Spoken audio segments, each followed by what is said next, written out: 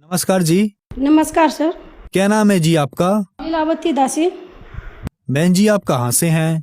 भागलपुर जिला नौगछिया और बिहार से। संत रामपाल जी महाराज से नाम दीक्षा आपने कब ली? सर हम संत रामपाल जी महाराज से नाम दीक्षा 2015 11 अक्टूबर को लिए।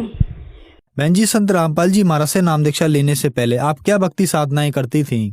संत रामपाल जी महाराज के शरण में आने से पहले सभी देवी देवता का पूजा करते थे हम, और बहुत से कष्ट में हम पड़ गए। देवी देवता को पूछते पूछते हम बहुत से कष्ट में पड़ गए।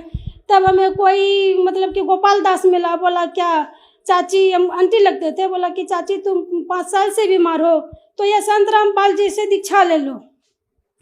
तो हम बोले कि संत रामपाल जी से यदि दीक्षा ले लेंगे तो हम पूरी तरह से ठीक हो जाएंगे। तो वह भगत जी बोले, गोपाल दास बोले कि हाँ चाची तुम ठीक हो जाओगे। तो हम 2015 11 अक्टूबर को नाम दीक्षा ले लिए संत रामपाल जी महाराज से। संत रामपाल जी महाराज से नाम दीक्षा लेने के बाद क्या आपको लाभ भी मिले? संत रामपाल जी के शरण में आने के बाद हमको तो ये लाभ हुए, जो हम 5 साल से बीमार थे, हमारा जो है दिमाग जो माथा काम नहीं करता था, और कोई भी काम करते थे आदास मेरी चली जाती थी। 5 साल से दवाई खाते थे, जो भी पैसा हम कमाते थे डॉक्टर के पीछे लगाते थे, और दवाई जब मेरी ख़त्म होने लगती थी तो हम सोचने लगते थे अब तो मेरी 5 दिन की दवाई है, अब तो हम कैसे जिएंगे। हम तो फिर जितना बीमार पहले से थे फिर हम उतना बीमार हो जाते थे। फिर संत रामपाल जी महाराज के से दीक्षा लिए तब हम ठीक हुए। हमारा लड़का अनुज दास है, उसका जो है ना लीवर पूरी तरह से डैमेज हो चुकी थी, और भागलपुर में डॉक्टर से दिखाए और कई डॉक्टर से दिखाए, उन्होंने बोला कि ये यहाँ ठीक नहीं हो सकता, इसको पटना ले जाओ। जब हम पटना ले गए सर तो वहाँ भी आईसीयू में हमारे लड़के को भर्ती किए। डॉक्टर आए तो कुछ नहीं बोले, बोलते डॉक्टर क्या हुआ है, बोलता कि इसकी रिपोर्ट तो पॉजिटिव आ रही है, नेगेटिव तो आ नहीं रही, हम क्या बता सकते हैं।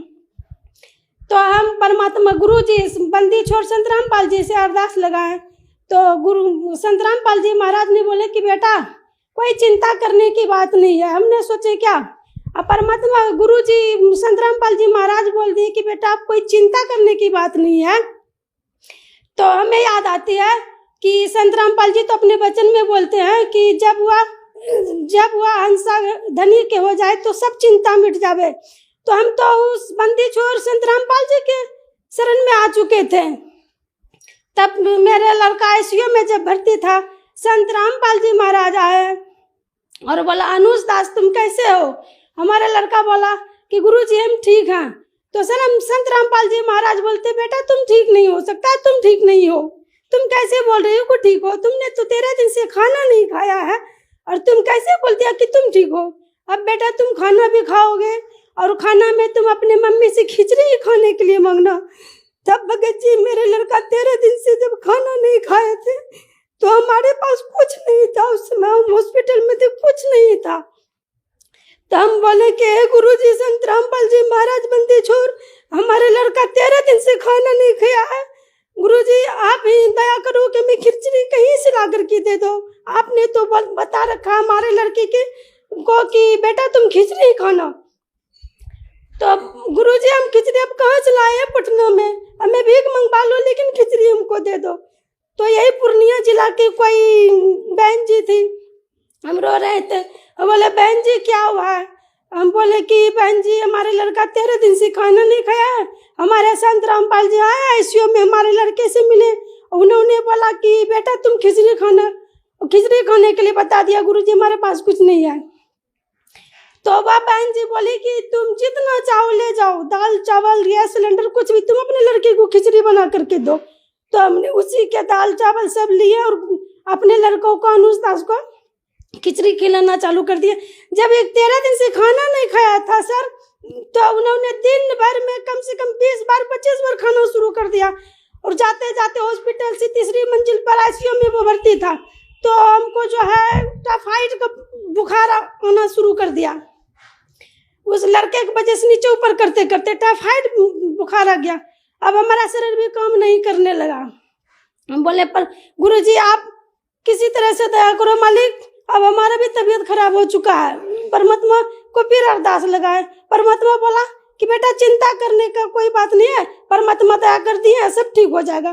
तो हमारे उसी समय आईसीयू से लड़का उठा और बाहर दौड़ना चालू कर दिया। उसी समय गुरु संत रामपाल जी महाराज आशीर्वाद दिए और मेरा लड़का उसी दिन से ठीक होना चालू कर दिया। गुरु सर जी आज हमारे लड़का वो हमारे साथ आया है, उसको दर्शन दिया हमारे लड़के को। डॉक्टर ने फिर बोला कि आपका लड़का तो ठीक होना चालू कर दिया, अब तुम घर जा सकती हो 8 दिन में।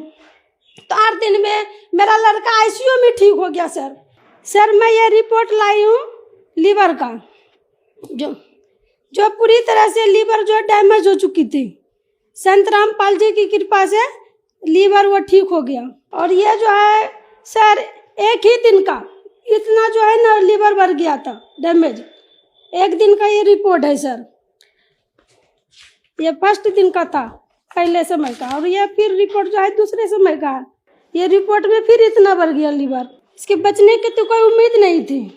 लेकिन संत रामपाल जी की कृपा से हमारा लड़का आज ठीक है और वो हमारे साथ आए हुए हैं, और उन्हें आईसीयू में गुरुजी संत रामपाल जी दर्शन दिए। और तीसरा लाभ भगत जी ये हुआ कि हमारा पति जो है सीढ़ी से गिर गया था, ये माथा ये फ्रैक्चर हो चुका, इसमें नाक का हड्डी टूट चुका, नाक से ब्लड और मुंह से ब्लड जाने लगा। हम तो बोले परमात्मा हम तो गए, अब कहीं का नहीं रहे। और सब लोग कहने लगे कि ये संत रामपाल जी के शरण में आने के बाद भी ऐसे होने लगे। बोले कि ऐसा मत कहो हमारे गुरुजी को। तो फिर गुरुजी से हम प्रार्थना किए, तो गुरुजी ने फिर यही बात बोलता है अरदास में कि बेटा चिंता करने की कोई बात नहीं है। तो हमारे भगत जी फिर ठीक हो गए।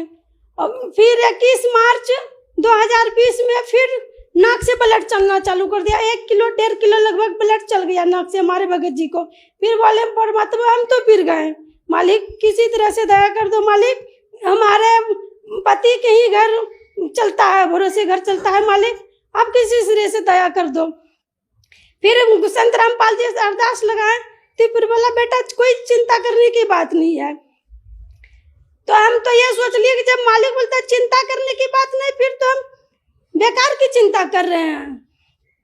तो संत रामपाल जी महाराज आए फिर दया कर दिए, तो आज हमारे भगत जी ठीक है। और भगत जी हमें जो है 5 साल से जो हम बीमार थे, तो भूत प्रेत की हमें बाधाएं थी, आर्थिक स्थिति बहुत खराब थी, और सब कुछ मतलब कि खराब ही खराब थी। और आज संत रामपाल जी जब से हम शरण में आए हैं, तब से हमारा आर्थिक स्थिति और शारीरिक भी सब कुछ ठीक है, कोई कष्ट नहीं सर। आपने बताया कि संत रामपाल जी महाराज की शरण में आने के बाद आपको बहुत सारे लाभ मिले। तो जो दर्शक आज आपको टीवी पर देख रहे हैं और वो भी किसी न किसी बीमारी से ग्रस्त हैं और संत रामपाल जी महाराज से नाम दीक्षा लेना चाहते हैं, तो कैसे ले सकते हैं? संत रामपाल जी के सत्संग आते हैं, उनके नीचे एक पीली पट्टी आती है, उस पर नंबर दिया गया रहता है, उससे कनेक्ट करके आप नाम दीक्षा प्राप्त कर सकते हैं निःशुल्क, कोई पैसा नहीं लगता है सर, वहाँ सब कुछ फ्री मिलता है। धन्यवाद जी। सत साहेब जी।